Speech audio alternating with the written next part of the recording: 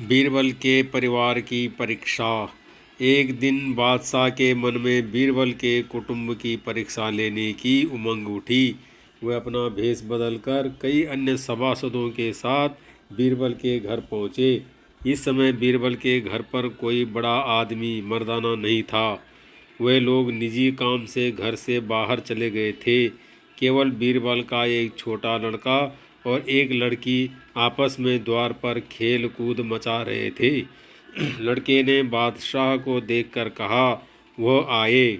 तब लड़की ने लड़के के प्रश्न का उत्तर दिया, वह नहीं है।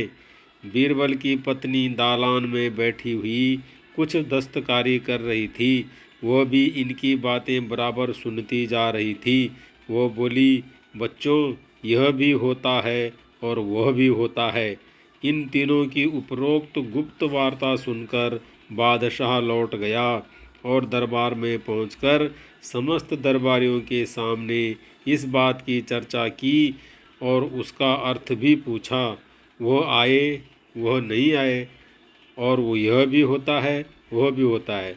ऐसी भेद भरी बातें सुनकर सब लोग चकित होकर बादशाह का मुंह देखने लगे।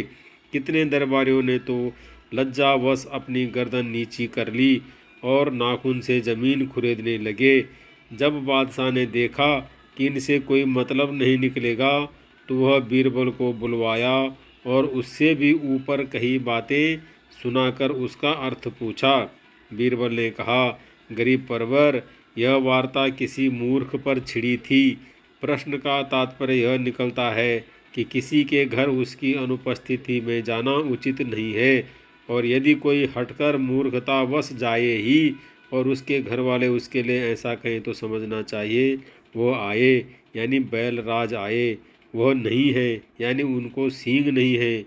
यह भी होता है और वह भी होता है का यह अभिप्राय है कि किसी किसी बैल को सींग रहती है और किसी किसी को नहीं भी। बादशाह बीरबल के ऐसे सार गर्भित उत्तर को सुनकर शर्मिंदा हुआ और उसने मन में ऐसी गुस्ताखी आगामी कभी न करने का प्रण कर लिया।